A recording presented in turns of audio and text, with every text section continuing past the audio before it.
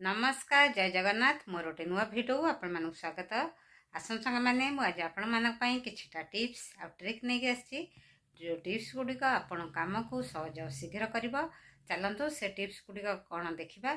हाँ टिप्स गुड़िक देखा पूर्व प्लीज आपण मान भर जो मैंने मो चैनल प्रथम थर पर प्लीज मो चैनल को सब्सक्राइब कर दिंतु पाखे बेल आइकन क्लिक कर दिंतु जहाँफल नुआ नुआ भिडियो नोटिफिकेशन आपण मान पाखे बहुत शीघ्र पहुँच।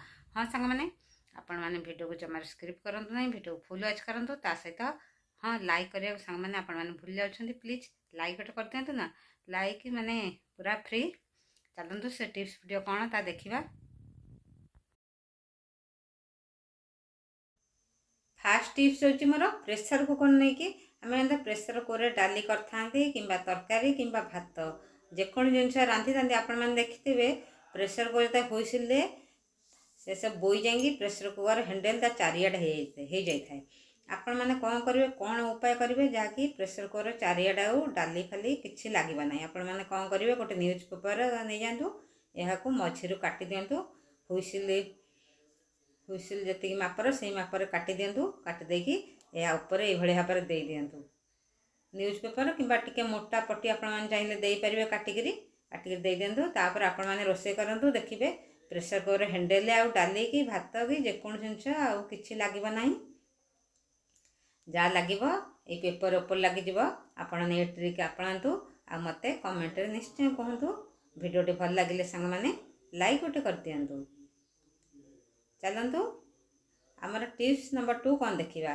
टिप्स नंबर 2 हूँ सेव। सेव तो आपण समस्त खाए छोट रु बड़ समस्त सेव खाया भल लगे किंतु आपण मैंने देखिथे सेव आम जो घंटे 2 घंटा रखीदे सेव कला पड़ जाए आम माने छुआ को आम स्कूल था घंटे 2 घंटा सेवटा कला पड़ जाए तो भल आखि भल देखा न था आम कौन तार उपाय करवा जहाँकि सेव माने सेमती व्हाइट कलर देखा आ जमा कला अंश जमार पड़ोनी। आपण कौन करेंगे प्रथमे सेव को पीस पीस आकार काटी दिंतु काटी सारा पर आपण मैंने नॉर्मल पानी नहीं जातु गोटे बाउल नहीं जातु पानी तापर से आपण मैंने टिके लुण टिके ऐड कर दिंतु बेसी लुण नहीं हल्का अल्प लुण ऐड कर देकी मैंने अल्प टिके समय मिनटे 2 मिनट एमती टिके समय रखी दिंतु सेव को रखी सारा पर आपण मैंने तापर आनिकी माने छुआ को टिफिन बॉक्स रे आपण मैंने दे दिंतु देखिए माने सेव आउ जमारू कला पड़ोनी। आपण मैंने ट्रिक अपनातु आ मते कमेंट रे निश्चय कहतु भिडियोटी भल लगे सांग मैंने लाइक गोटे कर दिंतु। टिप्स नंबर 3 हूँ मोर काकुड़ी को लेकिन आम काकुड़ी जो आप देखिए काकुड़ी आम छुरी द्वारा चोपा छड़ाई था कि पनिक द्वारा चोपा छड़ाइले आप देखिथे माने काकुड़ी माने चोपा छड़ाईटा किंतु अधिक तार ऊपर अंशटा भी काकुड़ी बाहर जाए। आपण मैंने कौ उपाय करेंगे जहाँकि काकुड़ी माने खाली चोपा छड़ाई हम आउ माने जो ऊपर धड़ा अंश आ जमारू छड़ाई हे ना। आपण मैंने कौन करेंगे मेडिसिन आम मेडिसिन खाई था किंतु मेडिसिन ठिपू आम कौन कर फोपाड़ दे था आपण मैंने कौन करेंगे मेडिसिन ठिपी को भल भाव धोई दिंतु तापर आपण मैंने काकुड़ी चोपा छड़ातु देखु मु काकुड़ी चोपा छड़ाऊँगी माने काकुड़ी सुंदर भाव में चोपा छड़ा हो आपण मैंने घरे ट्रिक अपनातु आपण मानकु निश्चय भल लगे आपण मैंने जानीपारे माने मेडिसिन ठिपी सुंदर भाव में काकुड़ी चोपा छड़ा हो देखु मु धीरे धीरे करी माने काकुड़ी चोपा पूरा भल भाव में छड़ाई दूची।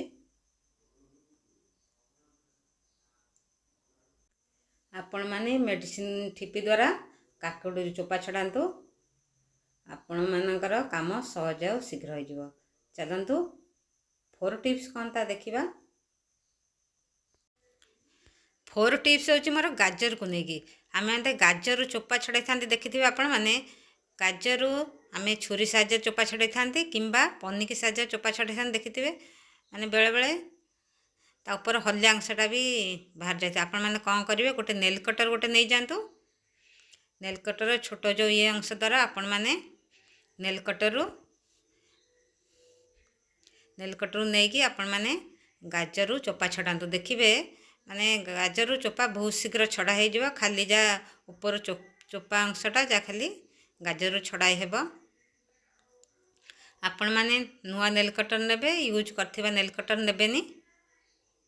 ଦେଖିବେ ଆପଣଙ୍କ କାମ ସହଜ ଆଉ ଶୀଘ୍ର ହେଇଯିବ। ମୁଁ ଆପଣମାନଙ୍କୁ ନେଲ୍ କଟର୍ ଦ୍ୱାରା ଗାଜରରୁ ଚୋପା ଛଡ଼େଇକି ଆପଣମାନଙ୍କୁ ଦେଖାଉଛି। ଆପଣମାନେ ଦେଖନ୍ତୁ, ନିଶ୍ଚୟ ଜାଣିପାରିବେ। ଆପଣମାନେ ଏଇଭଳି ଭାବରେ ଗାଜରରୁ ଚୋପା ଛଡ଼ାନ୍ତୁ।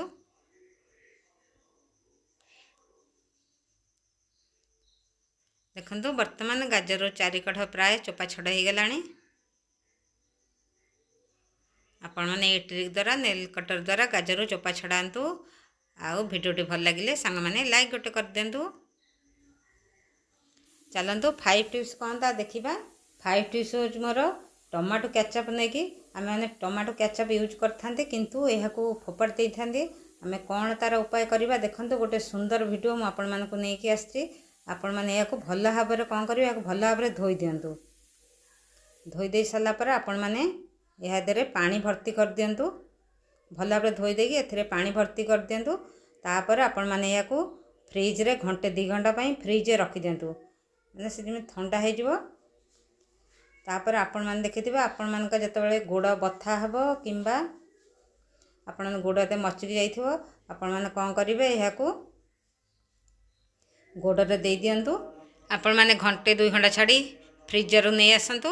ତାପରେ ଏହାକୁ ଆପଣଙ୍କ ପାଦରେ ଦିଅନ୍ତୁ କିମ୍ବା ଗୋଡ଼ରେ ଯେକୌଣସି ଜାଗାରେ ଆପଣଙ୍କର ହେଇଥିବ, ଏହାକୁ ଟମାଟୋ କ୍ୟାଚଅପ୍ ଥଣ୍ଡା ଇଏ ଦେଇଦିଅନ୍ତୁ। ଆପଣଙ୍କର ପାଦ ବଥା କମିଯିବ।